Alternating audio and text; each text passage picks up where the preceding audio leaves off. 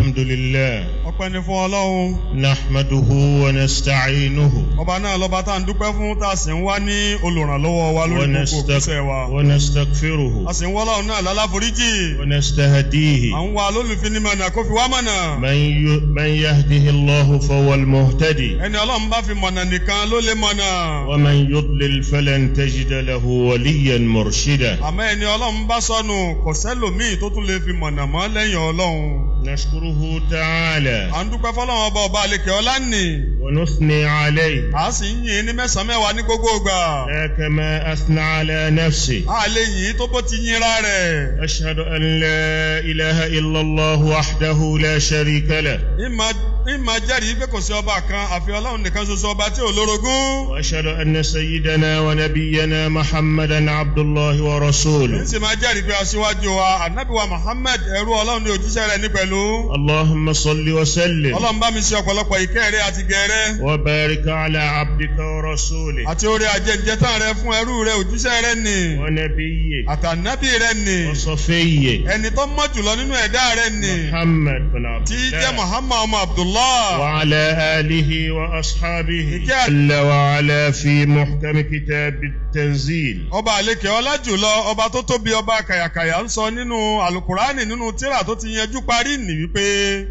وقالوا لولا نزل عليه آية من ربه. àwọn kèfèrí wọ́n ní kò bá dáa kí Ọlọ́run sọ ohun àmì kalẹ̀ fún Ànábì Muhammad látọ̀dọ̀ Ọlọ́run káwọn ó rí. قل إن الله قادر على أن ينزل آية.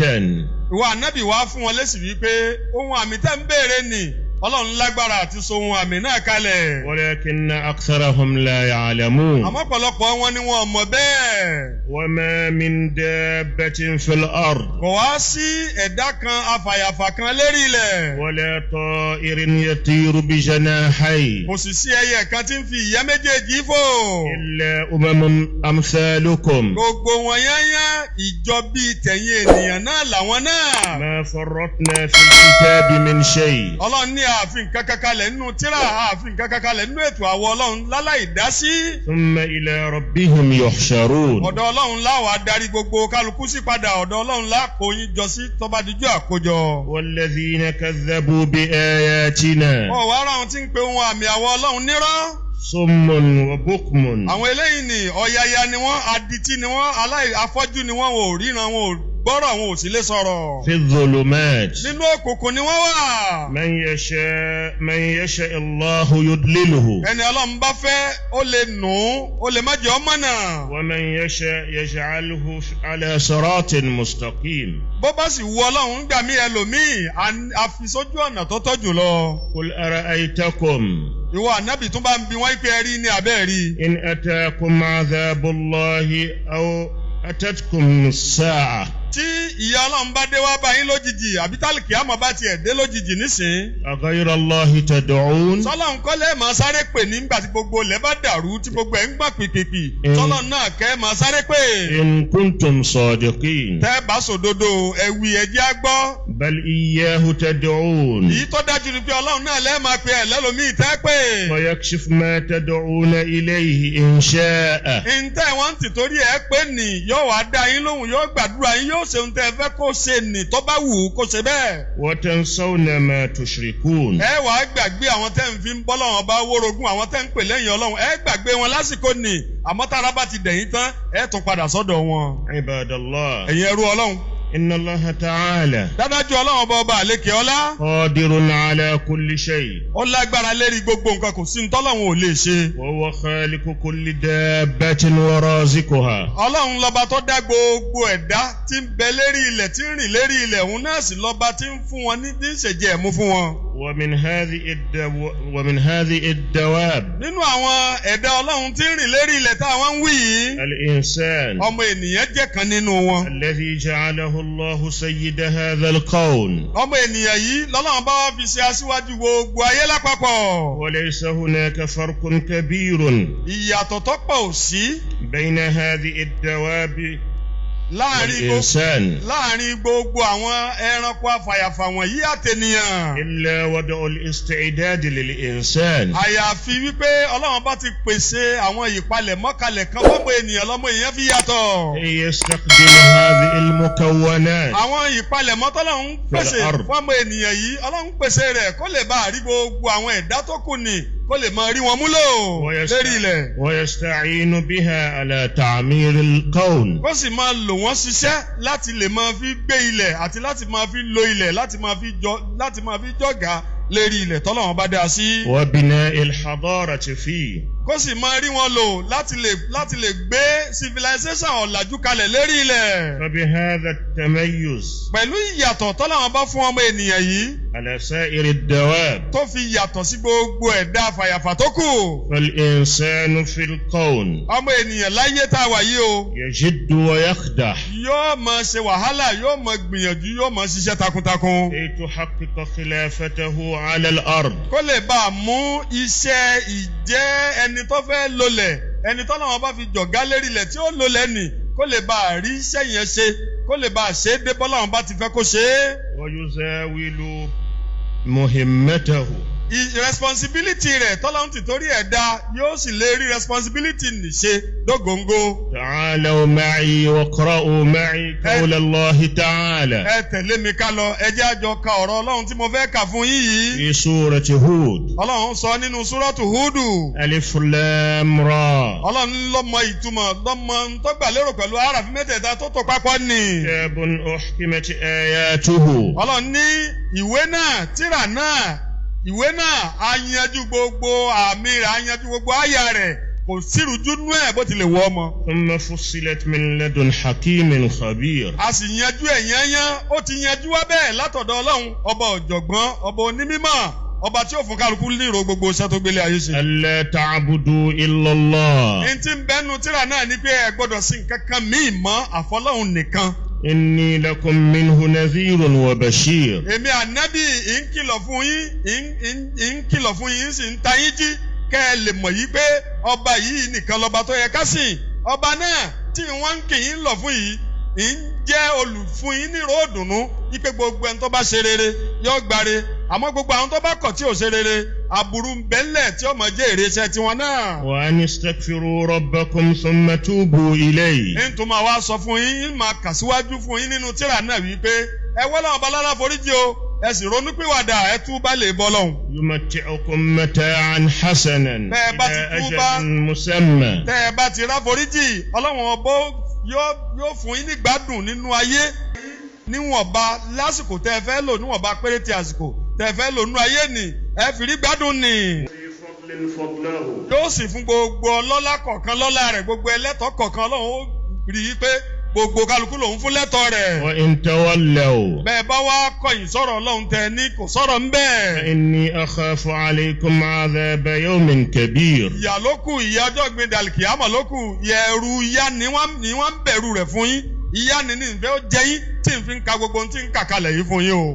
إلى الله مرجعكم. ọ̀dọ̀ Ọlọ́run ni gbogbo ìṣẹ́rí padà sí gbogbo yín ó padà sí ọ̀dọ̀ Ọlọ́run lẹ́sẹ̀rí padà sí. وهو على كل شيء قدير. Ọlọ́run ọba yìí sì lọ́ba alágbára lè ṣe lórí gbogbo nǹkan. ألا إنهم يستثنون صدورهم. tẹ́tí ọgbọ́ gbogbo wáàsí tó wá ṣe yìí wà nábì bó ti pọ̀ tó yìí wọ́n máa hàyìn jọ wọ́n ka igbá àyà wọn kò wọ́n hàyìn jọ báyìí wọ́n ṣẹ̀yìn gbulutọ̀ sí wà nábì ni. يستخفوا منه. wọ́n máa fi ọ̀rọ̀ Ọlọ́run wọ́n máa fi ṣe yẹ̀yẹ́ gbogbo ohun tó wí ní yẹ̀yẹ́ ni wọ́n mú.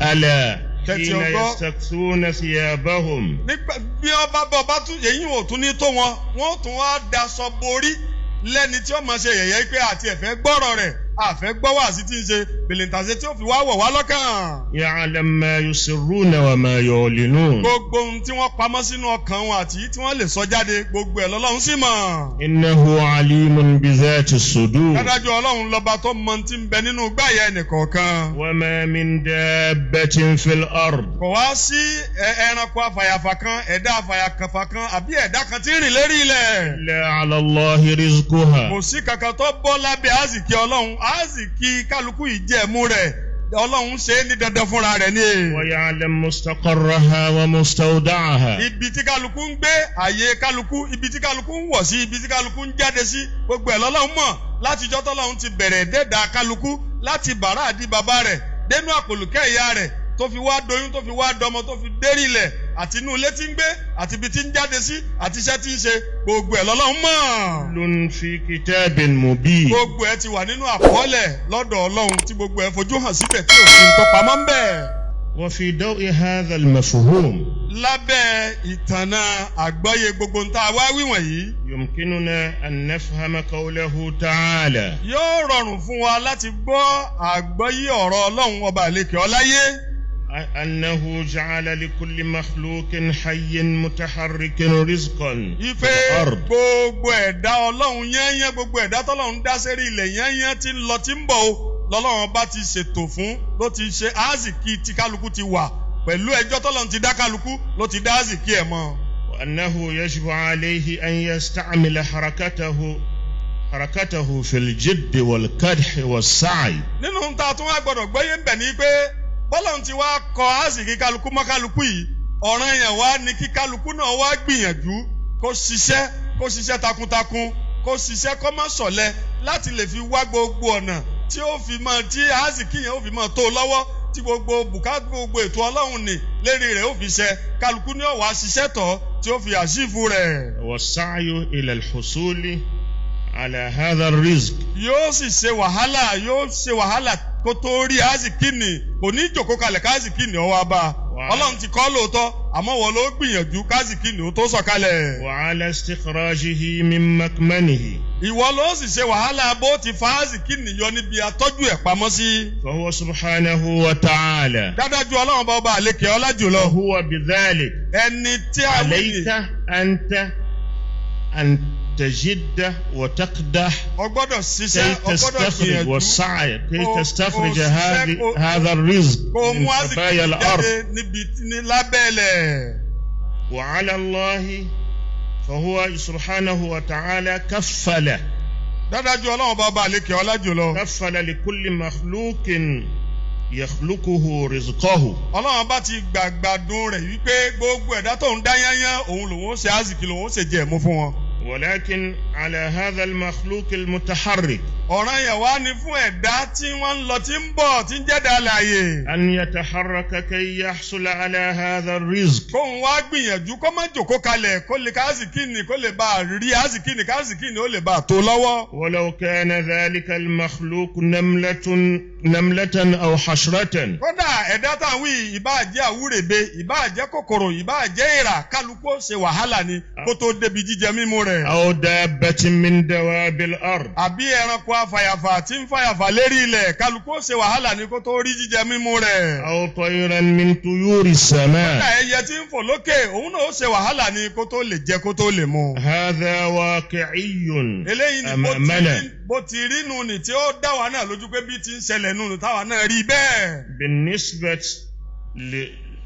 بالنسبة لكل هذه الدواب. Fún gbogbo ẹ̀dá tọ́lọ́run dá tí ń gbé rí ilẹ̀ tí ń rìn tí ń lọ tí ń bọ̀ lérí ilẹ̀ Ọlọ́run ti parí ẹ̀ bẹ́ẹ̀ fún wọn. لابد أن يسعى إلى رزقه. Kò sí tàbí o kálukú gbọ́dọ̀ gbìyànjú ó gbọ́dọ̀ wá ọ̀nà jíjẹ mímu ẹ̀ fúnra ẹ̀ ni. لأي طبقة من طبقات هذه المخلوقات. Èyíkéyìí nínú ìran ìpele tí ẹ̀dá kan bá wà nínú gbogbo àwọn ẹ̀dá wọ̀nyí. بالفطرة Àdámọ́ ni Ọlọ́run ti dá mọ́kálukú bẹ́ẹ̀ pé a ṣe wàhálà ní ká tó jẹ. حتى تحصل على كل احتياجاته. Èyí ó ṣe wàhálà ní kí bùkátà rẹ̀ ó tó bíyá gbogbo ohun tí bá ń fẹ́ gbogbo ohun tí tó bá nídìí yóò ṣe wàhálà ní kó tó tó lọ́wọ́. هذا بالغريزة. Eléyìí ni bẹ́ẹ̀ àdámọ́ ni tọ́lọ́run ti dámọ́ gbogbo ẹ̀dá yẹnyẹn. أما الإنسان Àmọ́ ọmọ ènìyàn. وبالتخصيص Ládàáyanrí. المسلم. Mùsùlùmí nínú ọmọ ènìyàn. فهو الذي ما يزال في تأخر عن فهم كتاب الله تعالى. Mùsùlùmí ni ó wá wọ̀nyí láti gbàgbọ́ yé ọ̀rọ̀ Ọlọ́run láti gbàgbọ́ yé ntọ́lọ́run ń wí yìí. وفقه هذه الآية Mùsùlùmí ló wọ̀nyí tí ó gbàgbọ́ yé àyà tá a kà fúnra wa yìí. كما يجب. Gẹ́gẹ́ bó ṣe yẹ ká gbọ́ yé. فكثيرون ọ̀pọ̀lọpọ̀ nínú àwọn ènìyàn يفهمون قوله تعالى ni wọ́n máa ń gbọ́ ọ̀rọ̀ Ọlọ́run ọba yé wípé وما من دابة في الأرض إلا على الله رزقها. Ọlọ́run sọ wípé kò sí ẹ̀dá kan lérí ilẹ̀, kò sí ẹranko afàyàfà kan, kò sí ẹ̀dá kan tí ń gbé rí ilẹ̀ tọ́lọ́run ò ní sáàsìkì tiẹ̀ fún. ولكن يسيئون فهم هذه الآية àmọ́ bí àyà yìí ti dáa tó yìí ẹ jẹ́ mọ̀ yìí pé ń ṣe làwọn èèyàn ń sì gbọ́yé ọ̀tọ̀ على ní tí wọ́n tú sí. حقيقتها. wọn ò mọ̀ túmọ̀ rẹ̀ bó ti yẹ kó wọn ò tú síbi tó yẹ kó tú sí. فهموا أن الله تعالى سيرزقهم. ní tí wọ́n gbọ́yé ni wípé Ọlọ́run ọba ó padà ṣèjì ẹ̀mú fún kálukú, Ọlọ́run ó ṣèjì ẹ̀mú fún kálukú.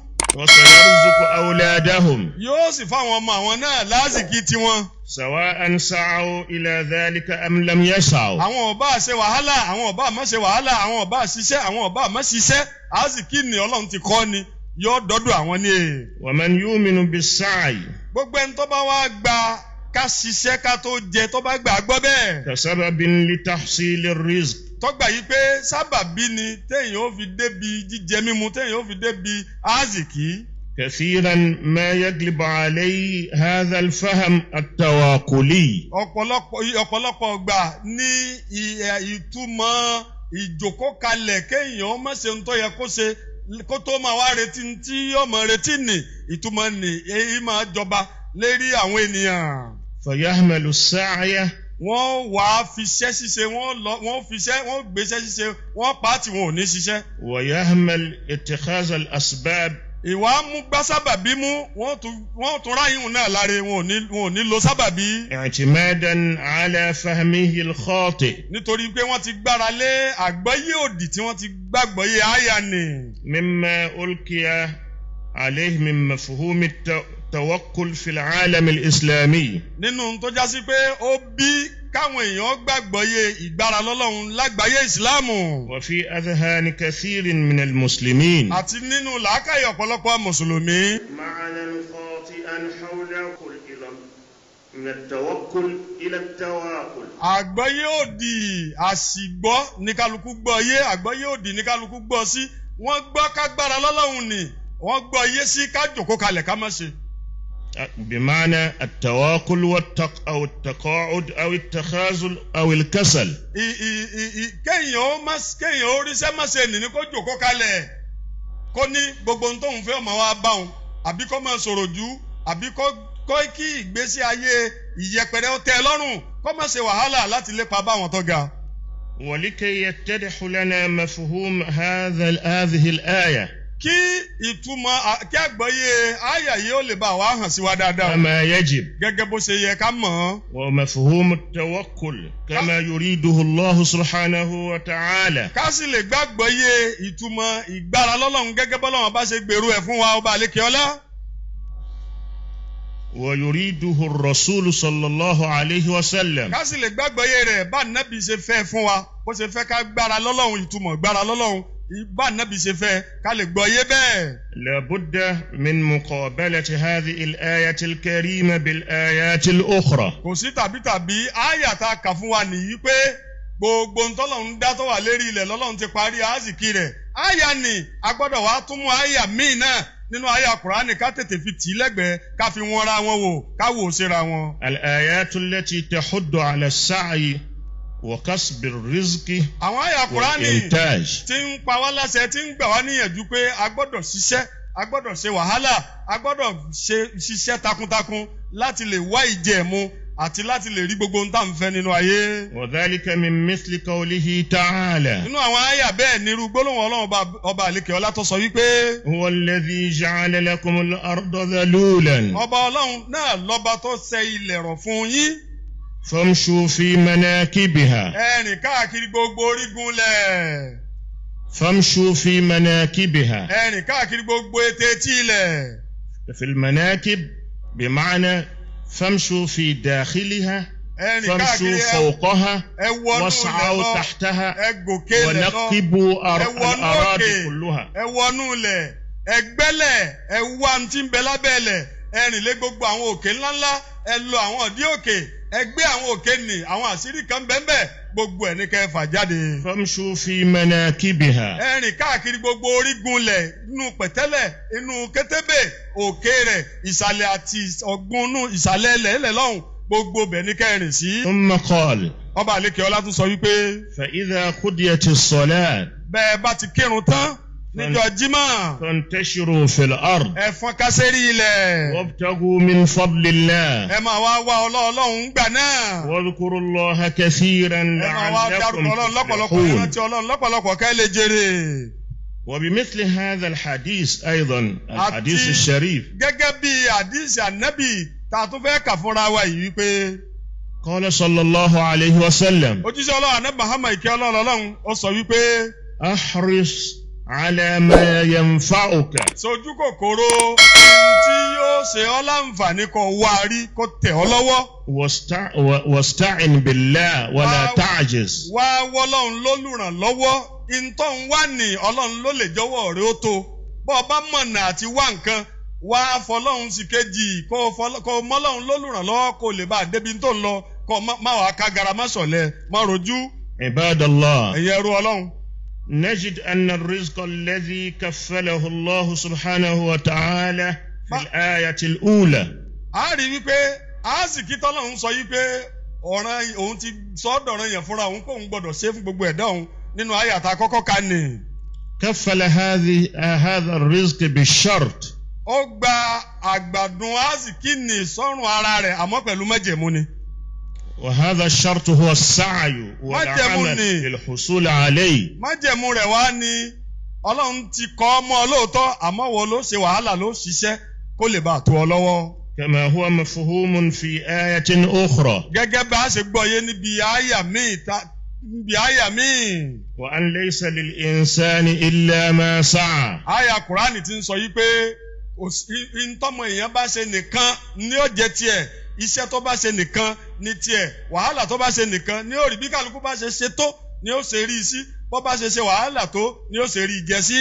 فهذا هو مفهوم العهد الذي أخذه الله على نفسه لرزق مخلوقاته. eléyìí ni àgbọ́yé àdéhùn tọ́lọ́run bá ti ṣe wípé gbogbo àsìkí ẹ̀dá gbogbo ìjẹ̀mú ẹ̀dá wà lọ́rùn òun ìtumọ̀ rẹ̀ nú ni. مخلوقاته التي تدب على الأرض. gbogbo àwọn ẹ̀dá rẹ̀ tí ń rìn lérí ilẹ̀. أو تسبح في الماء. àbáwọn ẹ̀dá tí ń bẹ nínú omi tí wọ́n ń lúwẹ̀ẹ́ nínú omi. أو تطير في الهواء. àbáwọn tí ń fò lókè sánmà. وهذا مفهوم التوكل. eléyìí wá nìtumọ̀ ìgbára lọ́lọ́run. الذي طالبناه في قوله فاعبده وتوكل عليه. èyí tí Ọlọ́run ọba àlekè ọlá ń béèrè lọ́wọ́ wa pé ká sin Ọlọ́run ká sì gbára lé.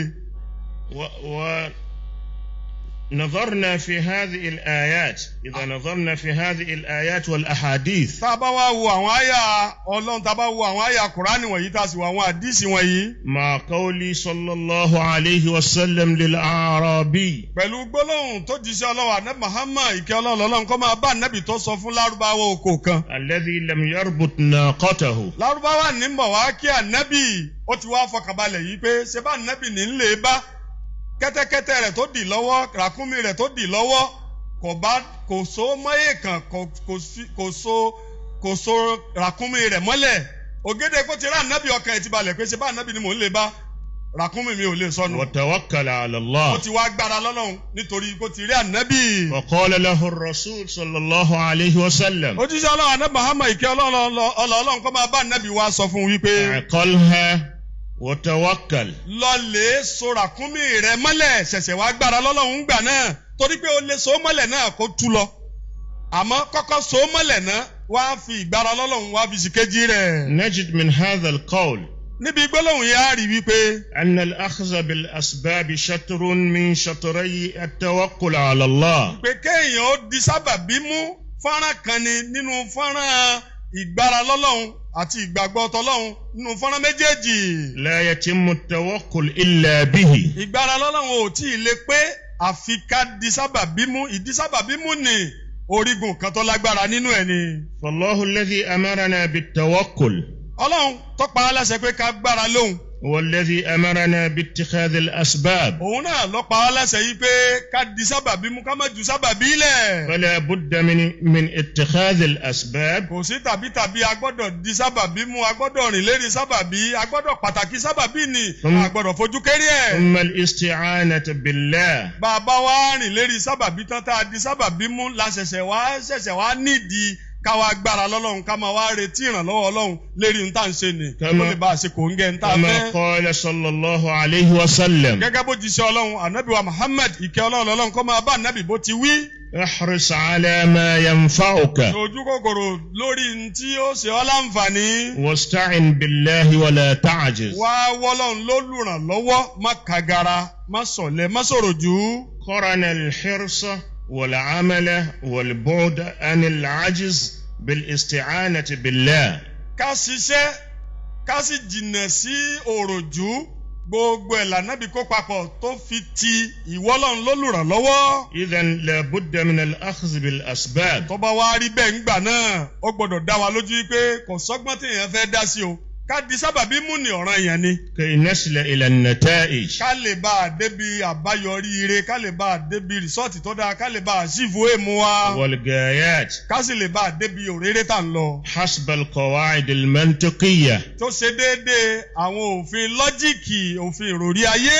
التي تجعل لكل نتيجة مقدمات. èyí tó já sí pé gbogbo àbáyọrí kọ̀ọ̀kan ní máa láwọn àtìsíwájú. ولكل غاية أسبابا. gbogbo òréré kọ̀ọ̀kan ní sì máa láwọn sábàbí. وهذا هي سنة الله سبحانه وتعالى في خلقه. eléyìí wá ní ìlànà ọlọ́run lètò ọlọ́run ọba àlekè ọlá lérí àwọn ẹ̀dá rẹ̀. التي أقام عليها سنة الله. èyí tí ọlọ́run أقام عليها قوله. èyí tọ́lọ́run bá gbé ayé lérí ètò níbẹ̀ yìí pé bí ó ti rí nù ni. وأقام عليها مبدأ الحياة فيه. ètò ìgbésí ayé ọmọ ènìyàn náà píríncípù bá ti gbáyé èrí báàní náà lọ́lọ́run bá gbé ká. كما قال. gẹ́gẹ́ bó ṣe sọ.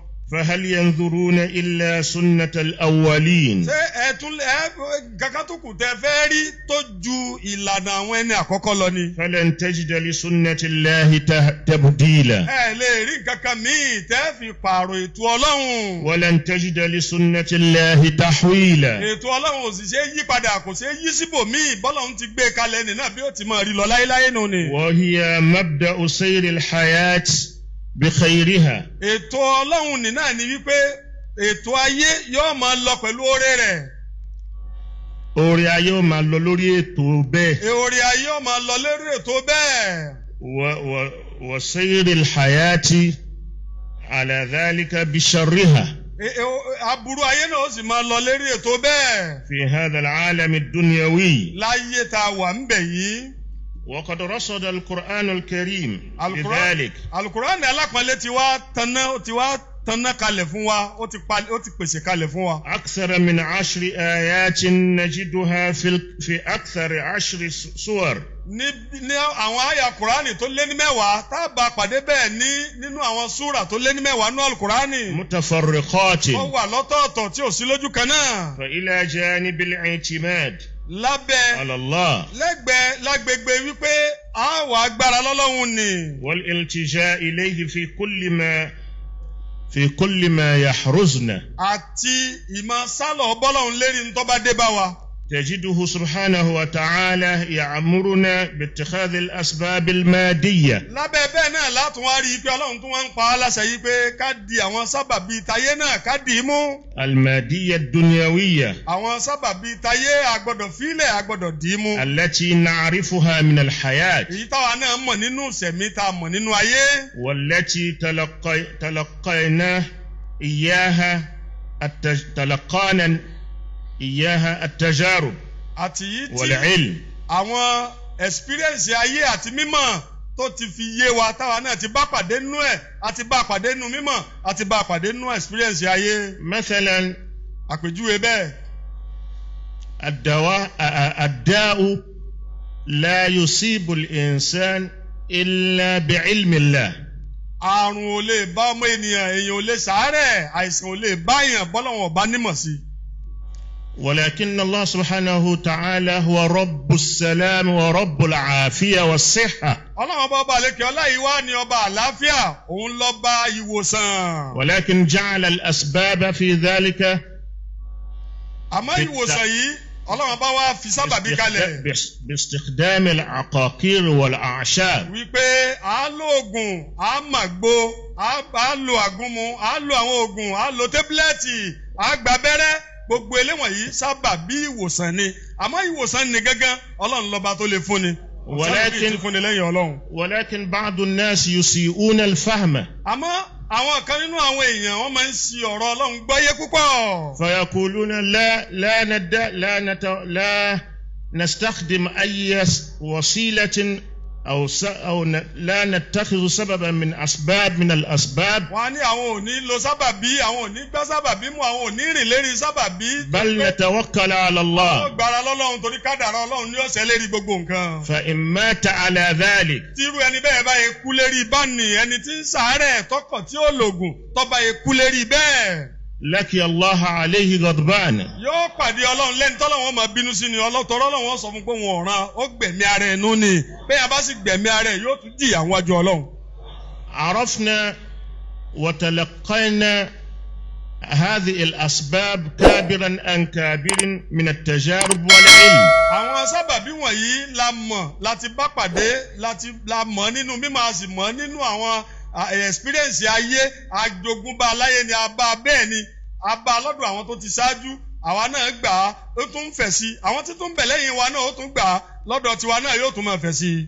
ومن قبل tẹ́lẹ̀tẹ́lẹ̀. قد عرض لذلك علماؤنا àwọn àfáà wa وبينوه wọ́n ti sọ sí ọ̀rọ̀ tá a wí ووضحوه للناس. wọ́n sì ṣàlàyé ẹ̀ fáwọn ènìyàn. نذكر من هؤلاء nínú àwọn àfáà wa ni. نذكر من هؤلاء العلماء. nínú àwọn àfáà wa ni a dárúkọ nínú wọn. الإمام الشوكاني. a dárúkọ ìmáàmù Ṣaukani. كعالم سلفي. gẹ́gẹ́ bí àfáà tó jẹ́ àwọn aṣíwájú rere nínú àwọn àfáà. يجمع بين النص والعقل. ọ̀rọ̀ Ọlọ́run alukurani àdìsí ànábì àti làákàyè gbogbo ẹ̀ ló ń kó papọ̀. òun ò sínú àwọn tí ń sọ yí pé ẹ̀ka nẹ́sì ẹ má lo làákàyè kò sínú àwọn tí ń sọ pé ẹ lo làákàyè nìkan ẹ má lo nẹ́sì. وهو يقول في مبدأ السببية. Imam Ṣaukani ìgbà tó débi ọ̀rọ̀ sábàbí nínú ayé ó wá ń sọ wípé. قال كما يراه في خلال الكتاب والسنة. ó sọ bẹ́ẹ̀ gẹ́gẹ́ bó ṣe rí láti inú alukurani àti bó ṣe rí nínú àdìsí ànábì. ونظرتهما. àti kí ni kurani ń tafà sí kí àdìsí ń tafà sí nínú ayé. نظرتهما إلى الحياة. nínú bí kurani àti àdìsí bó ti júwe àwọn nǹkan wọ̀nyí fún wa nínú ayé. فهو من قال. Imam Ṣaukani sọ wípé. الأسباب. ó ní àwọn sábàbí. يعني من تقييد المسببات بأسبابها. nígbà tí ń sọ̀rọ̀ yìí pé gbogbo àwọn tí sábàbí bá gbé wá a ti dè é mọ́ sábàbí ni ó ṣáájú kí n tí sábàbí fẹ́ gbé wá ní ó tó wá. كما قدر الشبع والري بالأكل والشرب. gẹ́gẹ́ bó ṣe já sí pé Ọlọ́run ti kádàrá wípé èèyàn ó yó ọkàn rẹ̀ ó sì rẹ̀ ń gbẹ pẹ̀lú Ọlọ́run ti kádàrá rẹ̀ pẹ̀lú kó jẹun. sábàbí ibẹ̀. òun ni kó jẹun. òun ni kó jẹun kó sì mumi.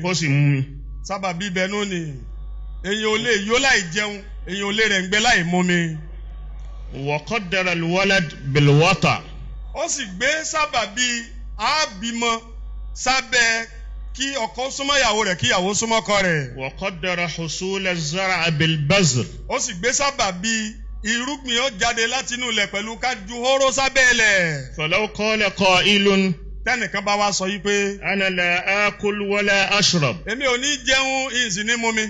بل أنتظر القضاء من الله تعالى. ètò Ọlọ́run ìrètí ìdájọ́ Ọlọ́run. فإن قدر الله لذلك. tọ́lọ́run bá kọ pé ń yó. كان. ń yó. وإن لم يقدره. bí o bá sì kádàrá yíyó. لم يكن. ayò sílẹ̀nu ni. أو قال أنا لا أزرع ولا أجامع زوجتي. àbí kéèyàn sọ yìí pé ìní gbin nǹkan ìní dáko ìní gbìn nǹkan sábẹ́lẹ̀ ìsì ní súnmọ́ ìyàwó mi. فإن الله فإن قدر لي ذلك. tọ́lọ́n bá kádàrá pé irúgbìn ó jáde fún mi àbí tó bá قدر للزرع. tó bá kádàrá pé irúgbìn ó hù lẹ́yìn kùlé mi yóò kúkú hù. أو الولد. tọ́lọ́n bá kádàrá pé ńlọmọláyé ìní. حصل. ìní bọ́lọ́n bá kádàrá ẹ̀ yóò ṣẹlẹ̀. بلا اتخاذ الأسباب. láláì tẹ̀lé sábàbí ẹni tí ń retí ọmọ láláì súnmọ́ ìyàwó rẹ̀ ẹni tí ń retí ó fẹ́ jẹ máńgò ó fẹ́ musàn ó fẹ́ jẹ àwọn èso tó dùn kò sì fẹ́ gbìn sẹ́yìn kùlé rẹ̀. أليس هذا القائل هو خالف ما في كتاب الله تعالى؟ ṣé irú ẹni tí ń sọ̀rọ̀ yìí ṣé kò ti tako tí ń bẹnu àkọọ́lẹ̀ ọlọ́run kò ti tako ọ̀rọ̀ ọlọ́run. وما جاءت به سنة رسول الله صلى الله عليه وسلم. ṣé kò ti tako ìlànà ànábì Muhammad ìkẹ́ ọlọ́run kó máa bá ànábì. وأصحابه والتابعين. ṣé kò ti tako ìlànà àwọn sàábì ànábì àtàwọn tó tẹ̀lé wọn. وسائر علماء الأمة وصالحهم ṣé kò ti tako صلحائهم. ìlànà àwọn àfáà mùsùlùmí àtàwọn ẹni nínú àwọn mùsùlùmí tó ti kọjá. بل يكون هذا القائل irú ẹni tí ń sọ̀rọ̀ yìí. قد خالف ما عليه هذا النوع الإنساني. kódà ó ti yapa sí tí ìran ọmọ ènìyàn ń bẹ lérí rẹ̀. من أبينا آدم عليه السلام إلى هذا اليوم. bọ́lọ́run ti dá ọmọ ànábì ádámà látẹ̀rí baba ńlá wa ànábì ádámà títí dèní ọlọ́run ti kọ́ bẹ́ẹ̀ ni ọlọ́run dá ádámà ó fọwọ́ rẹ̀ dá ó dá Háwáù ó fọwọ́ rẹ̀ dá àmọ́ lẹ́yìn àwọn méjèèjì ni àfọwọ́dá ọlọ́run ti pín bí ọmọ ọba tó wá wáyé o àwọn méjèèjì ó súnmọ́ra wọn ni ádámù ó súnmọ́ Háwáù láfirí kábílà àti ábílà títí tí gbogbo ẹ̀dá ọlọ́run fi wá pọ̀ tó báyìí lẹ́nìí bọ́lọ́run ti wá tónù ètò ọlọ́run nù ni ẹni tó bá lóun ò ní súnmọ́ ìyàwó òun wọ́mọ ó ti yapa sí ètò ọlọ́run lérí ìran ènìyàn. بل قد خالف ما عليه جميع أنواع الحيوانات في البر والبحر. kódà ó ti yapa sí ní tí gbogbo bọ́lọ́run ti ṣètò gbogbo àwọn ẹ̀dá ọlọ́run àti àwọn ẹranko lérí ọ̀dàn àti nínú búdò àti lókè sánmà. ثم يبين أن من أنكر الأسباب. Imam Shawkani tún wá sọ̀rọ̀ ṣáájú wípé ó tún tẹ̀síwájú wípé gbogbo ẹni tó bá wá tako àwọn sábàbí wọ̀nyí. فقد أنكر ما في كتاب الله من فاتحته إلى خاتمته. ó ti tako gbogbo ohun tí ń bẹnu alukurani láti bẹ̀rẹ̀ rẹ̀ dópin rẹ̀ láti Fatiha àdéwà nẹ́ẹ̀sì ó tako alukurani yẹn. وما في الدنيا والآخرة. ó sì ti tako ètò ọlọ́run tọ́lọ́run tò fún ayé àti alkiyama gbogbo ẹ̀ ló ń tọ̀ ń tako. وما في السنة المطهرة. ó sì tako gbogbo ohun tí ń bẹ nínú ìlànà ànábì tó mọ́ jùlọ kagakaga ni. لأنها كلها مسببات مترتبة على أسبابها. torí pé gbogbo àwọn ètò ọlọ́run yányán ntí sábàbí mú wá ni tọ́já sí pé sábàbí náà ni ó bí kí ntí sábàbí mú wá ni ó tó wáyé. وجزاءات متعلقة. ẹ̀san sì ni tó sopọ̀ mọ́. شروطها. tó sopọ̀ mọ́ àwọn májẹ̀mú ẹ̀. عباد الله. ẹ̀yin ẹrú ọlọ́run. يلزم الذي لا يتخذ الأسباب. ẹni tó bá lóun ò ní lo sábàbí. في الأمور الدنيوية. tó lóun ò ní lo sábàbí àwọn ètò ayé. بأن يجرب ذلك من نفسه. kó dán wò lọ́dọ̀ ara ẹ̀ nìkan kó gbìdánwò rẹ̀ lọ́dọ̀ ara ẹ̀ kó fi gbogbo ìgbìyànjú lẹ̀. فيمهل أسباب ما فيه صلاح معاشه. gbogbo ohun tí ó mú sẹ̀mí dáadáa kó pàtì kó má lò kó má gbìyànjú kó má ṣe wàhálà lérí ẹ̀. وأمر دنياه كله. gbogbo ohun tó lè mú ayé rẹ̀ dáa látòkèdélẹ̀ kó pàtì kó má lò kó má rìn nípa rẹ̀. حتى ينتعش من غفلته ويستيقظ من نومه. kó wá ṣe bẹ́ẹ̀ títí tí ó fi wá tají kò níbi ìfọ́núfọ́ra rẹ̀ tí ó sì fi tají kò lójú oorun tó wà. ويرجع إلى ضلالاته وجهالاته. tí ó sì fi darí síbi àìmọ̀kan rẹ̀ àti àánú rẹ̀. ويرى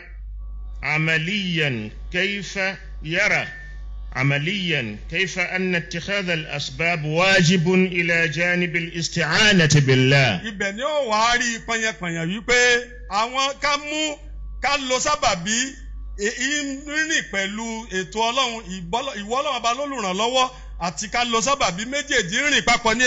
فإن الاستعانة بالله. dádájú ìwọ ọlọ́run lólùrànlọ́wọ́ lérí ń tá a fẹ́ kó ṣe. لا تكمل إلا باتخاذ الأسباب. kò lè tí ì pé láláì lo sábàbí láláì rìn lérí sábàbí láláì fi sábàbí pilẹ̀ rẹ̀. وإلا bọ́ bá ti yẹ̀ bẹ́ẹ̀. فعلى أي شيء يستعين بالله. ẹni tí ń wá ràn lọ́wọ́ tó fẹ́ k'Ọlọ́run ràn wọ́n lọ́wọ́ lérí nǹkan kan lérí kíni ẹni tí ò ṣiṣẹ́ tí ń wá ràn lọ́wọ́ ẹni tí ń wówó tí ń ṣàdúrà Ọlọ́run fóun lówó tí ò wá ṣòwò tí ò ṣọ̀gbìn tí ò ṣe wàhálà lérí kíni ń wá ràn lọ́wọ́ Ọlọ́run sí. ولأي شيء يتوكل عليه.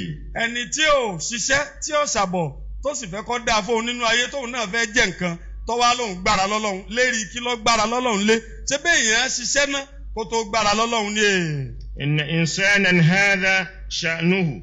irú ẹni tó bá wá rí bẹ́ẹ̀ tí ò lo sábàbí tí ò ṣiṣẹ́ tí ò ṣe wàhálà tí ń retí oore kan àbí ń retí kí nǹkan kan ṣẹlẹ̀ fún òun àbí ń retí kí nǹkan ó tóun lọ́wọ́ ẹni tó bá rí bẹ́ẹ̀. أن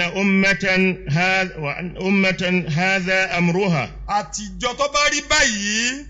فهو إنسان لا يعرف الله. irú ẹni bẹ́ẹ̀ ẹni yẹn ò mọ Ọlọ́run. وهي أمة لا تؤمن بالله. ìjọ tó bá sì rí bẹ́ẹ̀ ìjọ ni ò gbọ́ Ọlọ́run gbọ́. لأنه من دلائل معرفة الله. torí wípé kéèyàn ó mú sábàbí ṣáájú kó wá gbára lọ́lọ́run ni nínú tọ́ka mímọ̀ Ọlọ́run ni.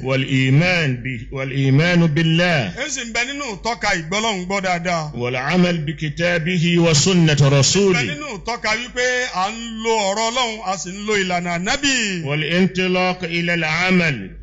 kéèyàn wá darí síbi iṣẹ́. كما قال تعالى. gẹ́gẹ́ bọ́lọ́run ọba àlékè ọlá ṣe sọ fún wa. هو أنشأكم من الأرض. òun lọ́ba tó dá yín láti inú ilẹ̀. واستعمركم فيها. ó wá fún yín láǹfààní pé kẹ́ ẹ máa lo ilẹ̀. فاستغفروه. ẹ wọ́n lọ́wọ́ ọba yìí lọ́la foríjì. إن ربي قريب مجيب. dájú Ọlọ́run ọba mi ọba tó súnmọ́ pẹ́kípẹ́kí ni ọba tí sì gbàdúrà ní è. فهذا eléyìí tá a wí. هو التوكل على الله بمعناه الحقيقي الكامل. ntí jẹ́ ìgbára lọ́lọ́run ọba nù ní pẹ̀lú ìtumọ̀ rẹ̀ tó pé ìtumọ̀ ìgbára lọ́lọ́run ní pípé nù ní. اتخاذ الأسباب. ká mú sábàbí. وعدم الاقترار بها. kéèyàn máa wá gbàtànjẹ pẹ̀lú sábàbí ni ẹni tí ń ṣiṣẹ́ nítorí kó fẹ́ lówó kó má gbàtànjẹ pé nígbà tóun ti ṣiṣẹ́ dandan ni kóun ò lówó tọ́lá ìmọ̀ye èèyàn ṣiṣẹ́ tí ò lówó àmọ́ èèyàn ò lówó láláì ṣiṣẹ́ èèyàn ò ṣiṣẹ́ èèyàn ò di sábàbí yẹn mú kò wá gbọ́dọ̀ gbàtànjẹ pẹ̀lú ẹ̀. والركون إليها فقط. kò sì gbọ́dọ̀ gbára lé sábàbí tó dì mú ni. بل الاستعانة أيضا بخالق هذه الأسباب. Ọlọ́run ló lùrànlọ́wọ́ lérí gbogbo ọba tó dá gbogbo sábàbí ni a gbọ́dọ̀ wá lólùrànlọ́wọ́ pé Ọlọ́run mo ti ṣiṣẹ́ o kí n lè bá àjàre ìṣẹ́ ọwọ́ àdọ́wọ́ rẹ̀ má jẹ́sẹ̀ ó ṣẹ́ mi. والتوجه إليه بالقلب. kéèyàn wá dájú gbogbo ọkàn rẹ̀ kọ Ọlọ́run. لنجاح هذه الأسباب. kí gbogbo iṣẹ́ àti gbogbo wàhálà ni kó lè bá yọrí sí dáadáa. ووصولها إلى غاياتها. kó sì lè bá débi òréré tí ń lọ kó lè bá débi tó fẹ́ dé. وإلا. béèyàn bá yẹ lẹ́ni tí ó gbára lọ́nà àbí tó fọkàn sọ́dọ̀ Ọlọ́run àbí tó wọ́ Ọlọ́run ló lùrànlọ́wọ́. فمن الجائز أن يتخلى الله عن هذه الأسباب. ẹni tó bá di sábàbí mú tí ó gbára lọ́lọ́run ìyìn tí ó ṣẹlẹ̀ sóńtọ̀hún ni pé Ọlọ́run ó yọra rẹ̀ kó lára òǹtọ̀hún Ọlọ́run ó sì yọra ẹ̀ kó lára sábàbí nì. ويصرف عنها غاياتها. kó ní bíbí òréré tí ń lọ ni kò ní rí bẹ̀ dé. فلا تنجح ولا تؤتي ثمرتها. gbogbo wàhálà rẹ̀ ni kò ní lábàáyọrí rere kò sì ní ṣèṣore fún un. tó bá ti fọlọ́run lẹ̀ tí ò mú tọ́lọ́run mọ́. فالتوكل إذن. ìgbára lọ́lọ́run nígbà náà. إيمان وعمل. ìgbàgbọ́ ni àti iṣẹ́ èèyàn gbọ́ Ọlọ́run gbọ́ pé Ọlọ́run lọ́ba ti fúnni lówó ó lè fúnni òun ní jẹ́yàn ó jẹ́yàn òun ní jẹ́yàn ó lórúkọ kéèyàn wá ṣiṣẹ́ tọ́ gbogbo ẹ̀. وهو الذي بينه الرسول صلى الله عليه وسلم وفصله. òun là nábì wa Muhammad ìkẹ́ Ọlọ́run lọ́lọ́run kó máa bá nábì ló ṣàlàyé ẹ̀ fún wa yékéyéké wípé. في قوله.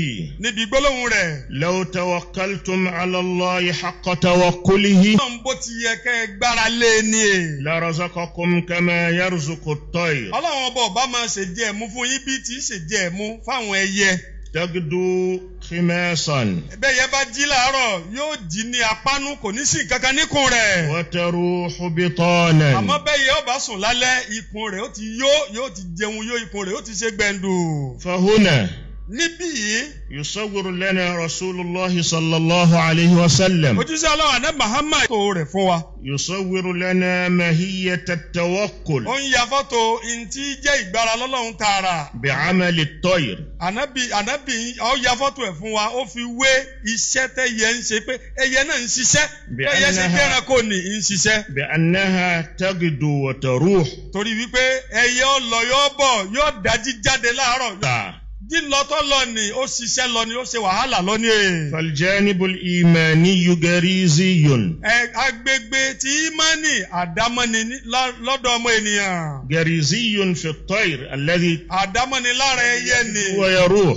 tí dájí tí tún lẹ́lẹ́ ó dájí lẹ́ni tó pánú tó wá lẹ́lẹ́ padà lẹ́ni tí ikùn rẹ̀ ti yó. àdámọ́ agbègbè tí ìmánì ni àdámọ́ni lára rẹ̀. غريزي وفطري. àdámọ́ni lára rẹ̀ Ọlọ́run ti parí ẹ̀ ó gbọ́dọ̀ gbọ́ Ọlọ́run gbọ́ bẹ́ẹ̀ ó ti wà lára rẹ̀ bẹ́ẹ̀. ولكنها لم تهمل الجانب العملي. àmọ́ tó ń ti bẹ́ẹ̀ náà ẹyẹ ò ti torí ẹ̀ wá jòkó kalẹ̀ kó wá jí sínú tẹ́ rẹ̀ kó má wá jáde. وهو الحركة والسعي. so jíjáde rẹ̀ bíbọ̀ rẹ̀ ní iṣẹ́ lòun náà ṣe. المتمثلة في الغدو والرواح. iṣẹ́ ló ṣe lọ níbi lílọ bíbọ̀ rẹ̀ láàárọ̀ títí tó fi wá dalẹ́ nì. فالتوكل ìgbára lọ́lọ́run. يكون ناقصا حين تهمل جانب العمل. téèyàn ò والسعي. bẹ́ẹ̀ bá ti rá ẹ̀ agbègbè iṣẹ́ láre ìgbára lọ́lọ́run yóò dínkù kò ní pé kò ní kọ̀m̀plìtì. ولذلك لم نرزق كما ترزق الطير. ntọ́ wá fà á tí wàhálà fi ń bọ́mọ ènìyàn nù ni tó fi já sí pé bẹ́ẹ̀ yẹ ṣe ń jẹ tí mu tọ́lọ́run ṣáàsìkí fún un nírọ̀rùn èéṣe tí ò rí bẹ́ẹ̀ fọ́mọ ènìyàn nítorí pé àlùgbèsè ayé tẹ́yẹ ń lò ẹyẹ gbọ́ Ọlọ́run gbọ́ yóò tún wá ṣiṣẹ́ lọ àmọ́ àwa gbà yí pé Ọlọ́run lọ́ba tí ń ṣe gbogbo nǹkan á jòkó kalẹ̀ ní ṣiṣẹ́ àwọn tó tún wá ń ṣiṣẹ́ náà iṣẹ́ ni ó ti wá jọ wọ́n lójú wípé ṣé bí mo ti ṣiṣẹ́ mo gbọ́dọ̀ lówó ní mọ̀nà èyí hùn náà bó bá ti rí báwọn náà èèyàn lè lábàáyọrí rere. لذلك لم تكمل لنا السعادة. ntí ó jẹ́ kó rí ire ó kọ̀m̀plìtì fúnra ènìyàn nù ni. على هذه الأرض lérí ilẹ̀ yìí. كما كملت لبقية الدواب. gẹ́gẹ́ bó rí ire ṣe kọ̀m̀plìtì fún gbogbo àwọn ẹranko tó kù gbogbo àwọn ẹ̀dá tó kù tí ń rìn àtàwọn ẹyẹ. لأننا لم نتوكل على الله حق التوكل. torí wípé àgbára lọ́lọ́run bó ti yẹ ká gbára lé. لذلك nítorí ìdí èyí. كان تأخرنا. ni a ṣe wọ́nyìn la ṣe wà lẹ́yìn la ṣe ní lọ síwájú. وكانت شكوتنا في هذا العصر. ló sì jẹ́ kí wàhálà wa pọ̀ kí dààmú pọ̀ fọ́mọ ènìyàn lásìkò tá a wà yìí. هذا من ناحية الفرد والجماعة والوطن. eléyìí tá a wí yìí o bó ti rí bẹ́ẹ̀ fẹ́ni kọ̀ọ̀kan lórí bẹ́ẹ̀ fún lukọ̀ọ̀kan lórí bẹ́ẹ̀ fún gbogbo jàmáà. وواجب على الفرد. ọ̀ràn yìí tó wá jọ̀ràn yẹn fẹ́ni kọ̀ọ̀kan wa. أن يضع كل هذه الآيات. òun ni kí gbogbo wa ká mú àwọn àyà tá a kà fúnra wa wọ̀nyí. أن نضعها نصب أعيننا. ká gbé sójú wa ká máa ka àwọn ọ̀rọ̀ Ọlọ́run yìí ní gbogbo ìgbà ká má gbàgbé ẹ̀. ألا إنها حافظ له على العمل والسعي. bá a bá ti ń kà á lákàtúnkà tá a sì ń ronú sí i òun ni ó mọ tìwádìí tá a fi máa ṣiṣẹ́ tá a fi máa gbìyànjú lágbe pẹ̀lú pé agbọ́lọ́hún gbọ́ pọ́lọ́hún ló lè ṣe gbogbo nǹkan. وأن الله بذلك ضامن له نتيجة هذا العمل. bá a bá ti wá ṣe bẹ́ẹ̀ Ọlọ́run ti wá dúró kalẹ̀ yìí pé àgbáyọrí iṣẹ́ rere ni ó wá dọwọ́ Ọlọ́run gbà náà nígbà tá a ti gbà pé òun ló lè jẹ́ ó yọrí. فلا يدع سببا من أسباب الكسب بالحلال. láàfin gbọ́dọ̀ fi èyíkéyìí lẹ̀ nínú àwọn ọ̀nà sábàbí téèyàn fi ṣiṣẹ́ láti wá ṣiṣẹ́ iṣẹ́ halali láti fi wá àsìkí nínú ayé. والعمل الذي فيه النفع له ولأمته. tá a fi ṣiṣẹ́ tá a fi wá gbogbo ohun tá a fi rá àsìkí tí ó jẹ́ àǹfààní fún wa tí ó sì tún jẹ́ àǹfààní fún ìjọ wa náà lápapọ̀. استغفروا ربكم ثم توبوا إليه. ẹ wá Ọlọ́run bá lára foríjì ẹ túbá ẹ ronúpìwàdà lé bọ́lọ̀. إنه هو الغفور الرحيم. dájú Ọlọ́run bá lọ́ba tí foríjì ni tí kẹ́ni lẹ́yìn àforíjì.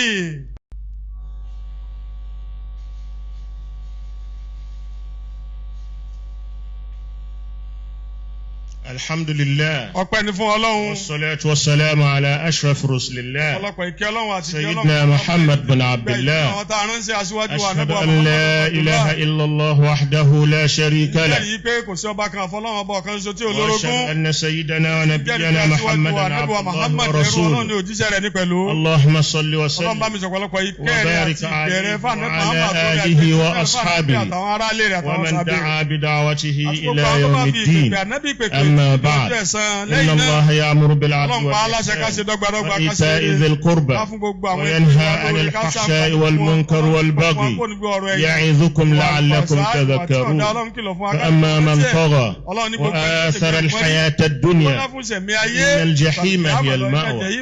Amma man khafa maqama rabbih wa naha an-nafsa 'anil hawa inna al-jannata hiya al-ma'wa.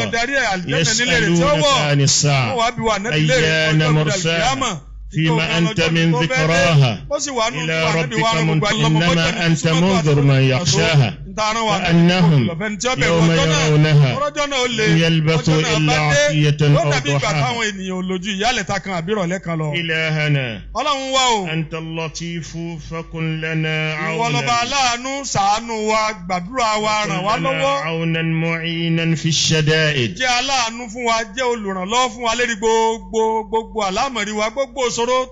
tó fẹ́ kojú ẹnìkọ̀ọ̀kan wa Ọlọ́run ṣàánú wa ń bẹ̀.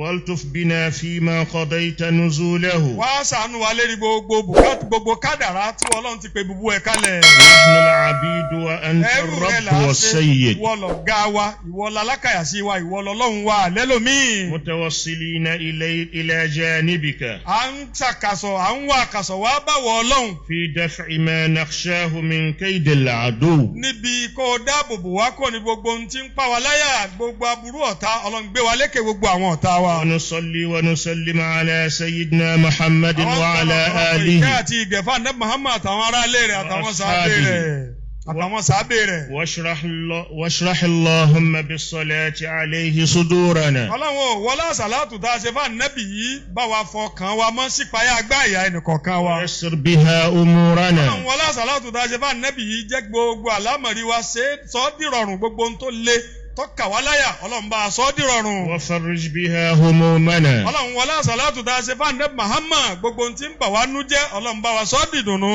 wakshif biha gumumana. Ọlọ́run gbogbo ohun tí ń dùn wá lọ́kàn Ọlọ́run bá wa tún bẹ̀ ṣe Ọlọ́run wọlé àsàlátù tá a ṣe fún ànábì. waghfir biha dhunubana. Ọlọ́run gbogbo àwọn ẹ̀ṣẹ̀ wa wọlé àsàlátù tá a ṣe fún ànábì yìí máṣá bá wa fọ gbogbo ẹ̀ṣẹ̀ wa mọ́ kúrò lọ́rùn wa Ọlọ́run. waqdi biha duyunana. wá fẹ́rí gbogbo ẹ̀ṣẹ̀ náà jì wá bá wa san gbogbo gbèsè tí ń bẹ lọ́rùn wa Ọlọ́run wọlé àsàlátù fún ànábì.